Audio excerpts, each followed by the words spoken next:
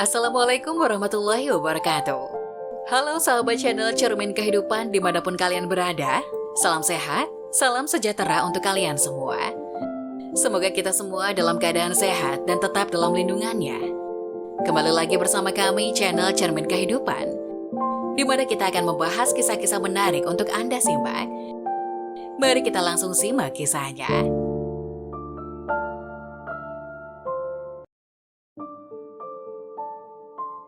Mama mertuaku menemaniku periksa USG, tapi tak disangka mama yang katanya tak enak badan juga hamil. Setelah tahu ayah anaknya, aku tak berani bilang sama suami. Aku dan suami adalah teman semasa SMA. Kami tidak melanjutkan ke universitas. Belakangan kami pulang ke kampung halaman dan menikah. Kami berdua sama-sama mengelola sebuah toko kelontong, dan usaha kami pun lumayan bagus. Mamaku meninggal agak awal. Sepeninggal mama, papa juga tidak menikah lagi untuk mencari penggantinya. Karena papa takut ibu tiri nanti akan menyakitiku. Setelah saya menikah, papa sepertinya juga berkeinginan untuk menikah lagi. Tapi tidak menemukan sosok yang cocok. Aku tahu persis, papa sedih karena tidak punya anak laki-laki. Usia papa sekarang sekitar 50 tahunan, tidak tua-tua amat.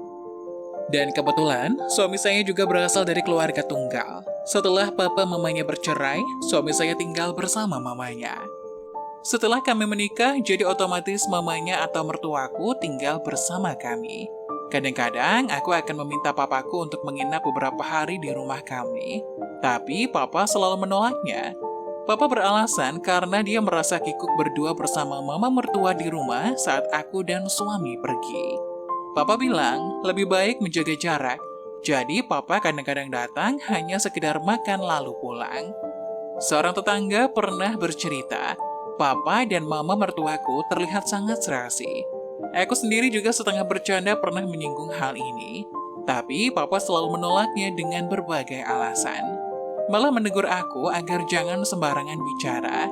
Mana boleh sih bercanda dengan hal gituan? Gumamku dalam hati.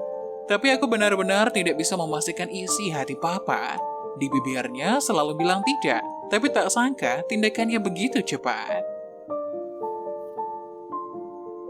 Beberapa waktu lalu, saat kami ke rumah sakit untuk periksa, aku dinyatakan positif hamil. Mama mertua yang menemaniku bilang ia juga merasa tidak enak badan. Sekalian mau periksa juga. Tak disangka, hasil pemeriksaan membuat aku tercengang. Mama mertuaku ternyata hamil, dan usia kehamilannya sudah 2 bulan, jauh lebih lama dari usia kehamilanku. Mama mertua tampak tersipu malu menundukkan kepalanya, tidak berani memandangku, dan dia bilang akan menggugurkannya nanti. Mendengar itu, aku cepat-cepat menyarankan pada mertuaku sebaiknya diskusikan dulu dengan keluarga. Meskipun sebenarnya yang terlintas pertama kali dalam benakku adalah menggugurkan kandungannya.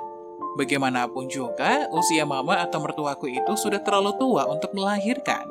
Aku khawatir fisiknya tidak tahan dan sangat beresiko. Selain itu juga akan menjadi pergunjingan tetangga. Sesampainya di rumah, suamiku terlihat emosi. Ia memaksa mamanya mengatakan siapa laki-laki itu.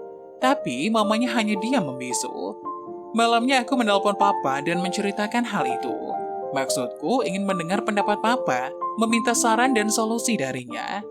Sejak kecil hingga dewasa, aku sudah terbiasa menanyakan segala sesuatunya sama papa, dan papa selalu bisa menyelesaikannya dengan baik. Tak disangka begitu mendengar mama mertua hamil, perasaan papa tampak begitu bergejolak, bicaranya mulai ngawur. Papa menyuruh aku membujuk mama mertua agar mempertahankan anak itu. Selanjutnya papa bilang, anak itu adalah anaknya. Mendengar itu aku terhenyak dan kakiku serasa lumpuh mendengar pengakuan papa. Mana mungkin sih, gumamku dalam hati. Menurut cerita papa, suatu ketika aku dan suami berwisata, mama mertua tidak enak badan. Karena mama tak ingin kami khawatir, mama mertua kemudian menelpon papa. Singkat cerita, papa pun ke rumah merawat mama mertua. Belakangan, mama mertua menjadi sangat perhatian sama papa setelah sembuh dari sakitnya. Keduanya akhirnya, sampai di sini papa menarik napas panjang dan berkata, ya akhirnya terjadi begitu saja. Aku menutup telepon. Pikiranku benar-benar kalut, dan ketika suamiku bilang mau menemukan laki-laki yang menghamili mamanya, aku terhanyak sesaat. Bagaimana kalau suamiku tahu laki-laki itu adalah papaku? Pasti akan terjadi perang keluarga yang tak terhindarkan. Meskipun aku setuju dengan hubungan mereka, tapi bagaimana dengan suamiku? Apa ia setuju? Bisakah mereka tidak peduli dengan pergunjingan orang lain? Ya Tuhan, aku harus bagaimana? Apa yang sebaiknya aku lakukan? Jika papa dan mama mertua itu saling mencintai, dan meskipun agak janggal, tapi apa salahnya kalau memang itu demi kebahagiaan mereka? Tapi jika kita sendiri yang mengalaminya, sikap kita mungkin tidak sama. Coba renungkan sejenak, apa yang sebaiknya kamu lakukan seandainya tokoh dalam cerita tadi adalah kamu sendiri?